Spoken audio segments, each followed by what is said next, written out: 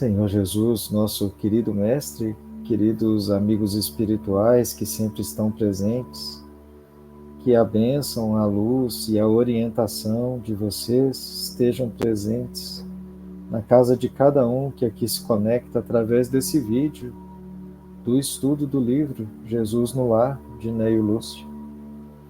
Que a singeleza dos ensinamentos não se confundam com falta de profundidade.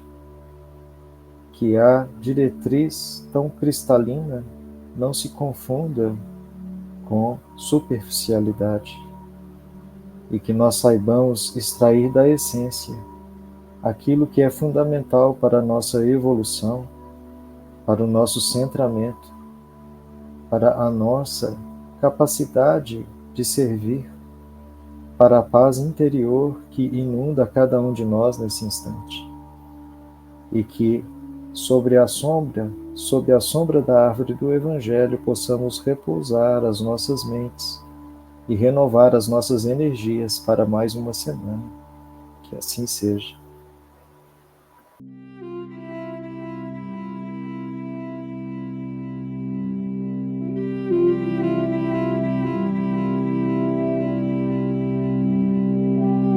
A caridade desconhecida. A conversação em casa de Pedro versava nessa noite sobre a prática do bem, com a viva colaboração verbal de todos. Como expressar a compaixão sem dinheiro? Por que meios incentivar a beneficência sem recursos monetários?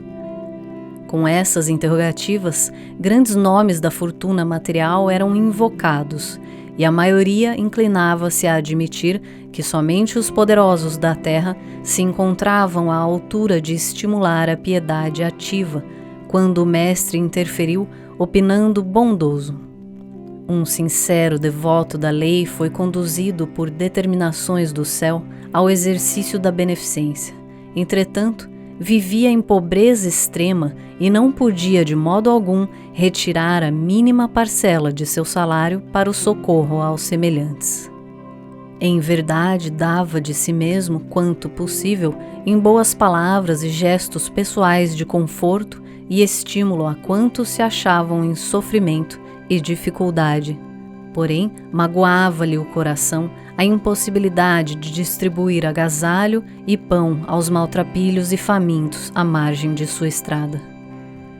Rodeado de filhinhos pequeninos, era escravo do lar que lhe absorvia o suor.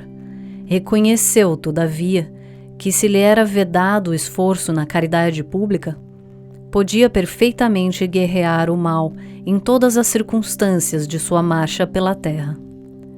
Assim é que passou a extinguir com incessante atenção todos os pensamentos inferiores que lhe eram sugeridos. Quando em contato com pessoas interessadas na maledicência, retraía-se cortês e, em respondendo a algum questionamento direto, recordava essa ou aquela pequena virtude da vítima ausente. Se alguém, diante dele, dava passo à cólera fácil, considerava a ira como enfermidade digna de tratamento e recolhia-se à quietude. Insultos alheios batiam-lhe no espírito como pedras em barril de mel, já que, além de não reagir, prosseguia tratando o ofensor com a fraternidade habitual. A calúnia não encontrava acesso em sua alma, de vez que toda denúncia torpe se perdia inútil em seu grande silêncio. Reparando ameaças sobre a tranquilidade de alguém, tentava desfazer as nuvens da incompreensão sem alarde, antes que assumissem feição tempestuosa. Se alguma sentença condenatória girava em torno do próximo, mobilizava, espontâneo, todas as possibilidades ao seu alcance na defesa delicada e imperceptível. Seu zelo contra a incursão e a extensão do mal era tão fortemente minucioso que chegava a retirar detritos e pedras da via pública para que não oferecessem perigo aos transeuntes.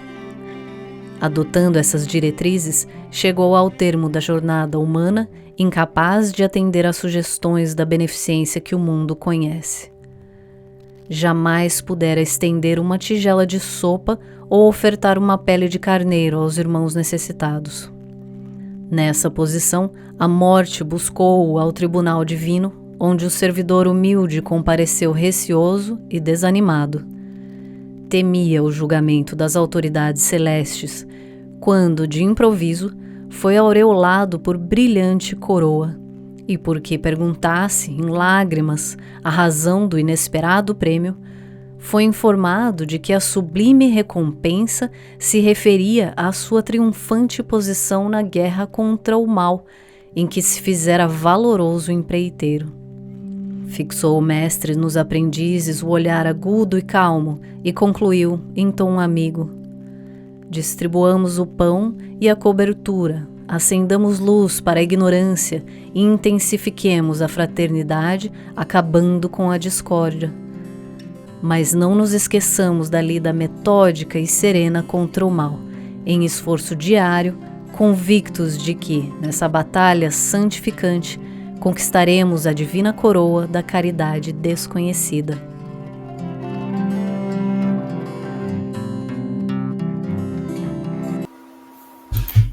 Que lindo, que mensagem linda. Nos nossos evangelhos tem aparecido bastante esses pontos, né? Principalmente da caridade, da fé. E o que Jesus aqui passou aos apóstolos era exatamente esse ponto, né? De que a caridade ela não está nos bens materiais, né? Que o nosso auxílio, o nosso amparo ao próximo não está nas condições financeiras ou monetárias, né? Ou de bens que carregamos, mas no esforço tremendo de fazer que a luz esteja mais presente, de que o amor esteja mais reinante no nosso dia a dia. Acho que essa é a lição mais sublime deste texto. E nós precisamos refletir bastante. Nos atendimentos que eu tenho feito, eu tenho visto muitas pessoas sentindo a necessidade de amparar e de ser mais amparado, né, de ajudar mais. Como eu escuto, eu preciso desenvolver a minha mediunidade para poder ajudar mais. E não se trata de desenvolver a mediunidade, se trata de desenvolver o altruísmo, se trata de desenvolver a amorosidade, de desenvolver as coisas mais puras e íntimas que tem dentro de nós, emprestando os ouvidos, emprestando o ombro, né? Envolvendo no abraço fraterno, né? Ou seja, transformando o mal em luz, né? Como bonito dizendo ali, aureolando as nossas visões espirituais com a luz da sabedoria e do amor. É interessante, né, Jordalei, como no exemplo do irmão que se esforçava, né, para ajudar aqueles que estavam em volta, o principal esforço dele foi equilibrar a vibração mental de quem estava próximo, né? Então, vários exemplos que ele deu tinha relação com o recorte de Emmanuel que a gente viu hoje, né? Uhum. Da prisão mental, a prisão mental da rebeldia, do desânimo, da reclamação vazia, né? Então, nesse texto do Nail Lúcio também, né? Como esse irmão, ele buscava resgatar da prisão mental aqueles que estavam ao redor, né? Então, se era maledicência, se era fofoca, se era queixa vazia, né? Ele buscava equilibrar a vibração mental do outro.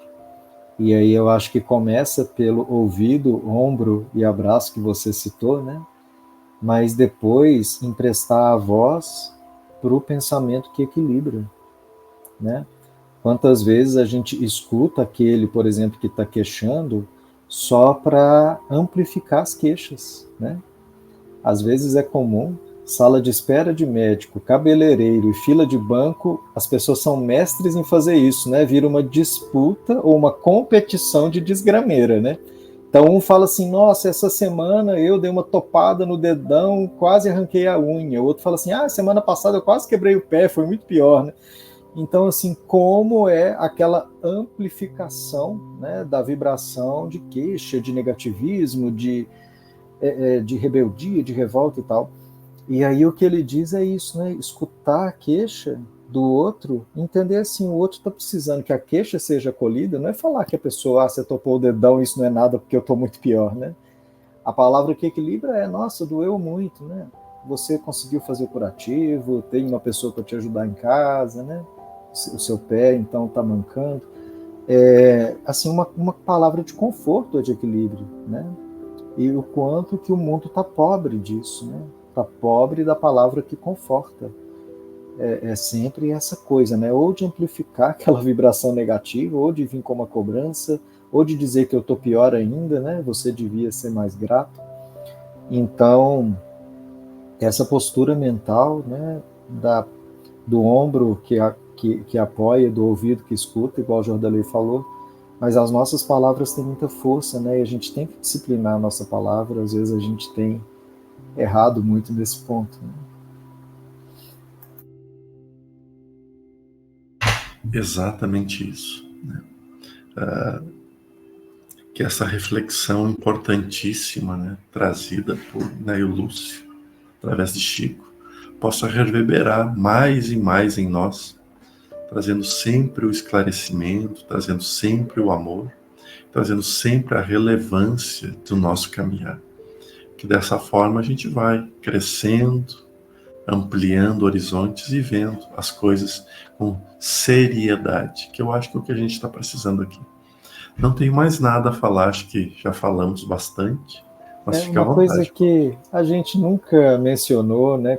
Já mencionou, mas bem de passagem, então eu queria aqui fazer de uma forma bem formal, pedir a todos que estão assistindo a esse vídeo para fazer uma prece por essa pessoa, que é a colaboradora, né, que dedicou horas, esforço, pesquisa para elaborar esses vídeos, né, tão profissionais, tão bonitos e tão tocantes. Então, eu acho que a gente precisa de dar essa paradinha, fazer essa mentalização para essa pessoa que colaborou muito para essa série.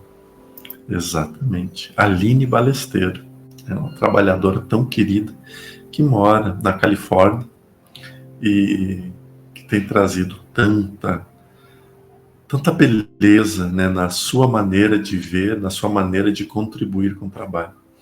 Então, boa, Robson. Vou pedir que todo mundo reserve um tempinho do seu dia e faça um agradecimento a ela. Paz, luz. Deixe o seu like, se inscreva nos canais. Nós temos canal de corte, nós temos o canal do Jordelei, nós temos o canal aqui Portal Paz. Nos ajude. Ajude a levar adiante essas mensagens, esses conhecimentos. Um grande e especial abraço, paz e luz a todos.